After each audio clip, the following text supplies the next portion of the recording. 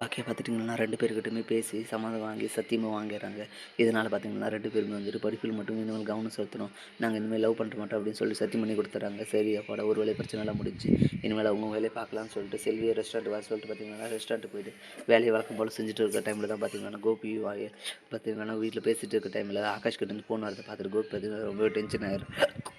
இவ்வளோ மேட்டியும் இவன் அடங்க மாட்டேன்றானே!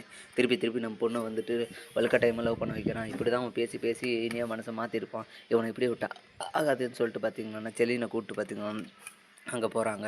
வீட்டுக்கு போயிட்டு பார்த்தீங்கன்னா, ஆகாஷ் நல்லா அடி அடிச்சுட்டு, "ஏன்டா நான் உனக்கு அவ்வளோ சொல்லியும் பார்த்தீங்கன்னா கேட்காம திருப்பி திருப்பி இனியாவ கால் பண்ணிட்டே இருக்கு. நீ எல்லாம் அடங்கவே மாட்டேடான்னு" சொல்லிட்டு கட்டைய எடுத்து நல்லா சாத்துறாங்க. உடனே இத பார்த்து செல்வி பார்த்தீங்கன்னா பதறி போய், "ஐயோ! மகன அடிக்காதீங்க. நான் தான் அவனுக்கு கால் பண்ணேன்" அப்படின்னு சொல்ல, "ஏய்!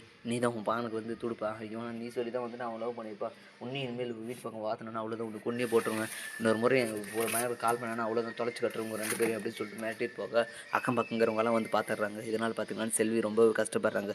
என்னடா இது இப்போ தான் முடிஞ்சு போச்சுன்னு நினச்சி திருப்பி பிரச்சனை ஸ்டார்ட் ஆயிடுச்சு அப்படின்னு சொல்லிட்டு பார்த்தீங்கன்னா என்ன பண்ணுறதுன்னு தெரியாமல் பதறி போய் பாக்கியாவுக்கு கால் பண்ணேன்.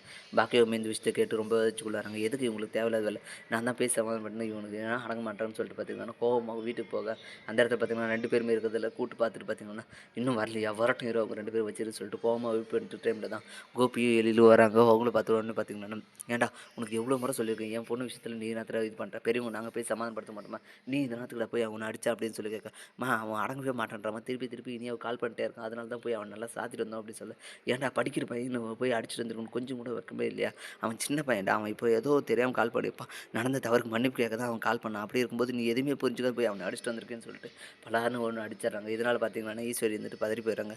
ஏங்க வேலைக்காரி மகனுக்கு நீ சப்போர்ட் பண்ணுற உன் மகனை போய் அடிக்கிற உனக்கு கொஞ்சமான அறிவு இருக்க பாக்கி அப்படின்னு சொல்லி கேட்க, அத்தை நீங்கள் இந்த விஷயத்தில் தலையிடாதீங்க, இது அம்மா மகனுக்குள்ள உறவு, நீங்கள் இது விஷயத்தில் தலையிடாதீங்க அப்படின்னு சொல்லிட்டு ஈஸ்வரி அடக்கிட்டு பார்த்தீங்கன்னா, நான் அவ்வளோ சொல்லியும் கேட்க மாட்டேன்ல, உன்னை அந்த அளவுக்கு பெரிய ஆளாயிட்டே அப்படின்னு சொல்லி கேட்டு இருக்க டைமில் தான் கோபி பார்த்தீங்கன்னா, அவனை ஏன் இப்போ அடிக்கிறேன் நீ, எல்லாத்துக்கும் நான் தான் காரணம், நான் தான் அவனை கூப்பிட்டு போனேன் அப்படின்னு சொல்லி, என்ன எதுன்னு தெரியாது நீங்கள் என்னத்துக்கு இந்த விஷயத்தில் தலையிடுறீங்க, இப்போ தான் பெருசாக அக்கறை வந்துட்ட மாதிரி இது பண்ணுறீங்க, விட்டு போனபோது தெரியலையா, இப்போ மட்டும் என்னமோ பொண்ணு மேலே ரொம்ப அக்கறை இருக்கிற மாதிரி நடத்திடுங்க அப்படின்னு சொல்லிட்டு பார்த்தீங்கன்னா கோபியும் விடாமல் திட்டிகிட்டே இருக்காங்க. இப்படி தான் வரப்போகிற எபிசோடு வந்து போகுது. அடுத்து என்னெல்லாம் இன்ட்ரெஸ்டிங்காக நடப்போகுதுன்றதை நம்ம பொறுத்து தான் பார்க்கணும். மேலே இது போன்ற அப்டேட்ஸ் தெரிந்து கொள்ள மறக்காம நம்ம சேனலை சப்ஸ்கிரைப் பண்ணுறேங்க, கூட பெல் பட்டனை அழுத்துங்க.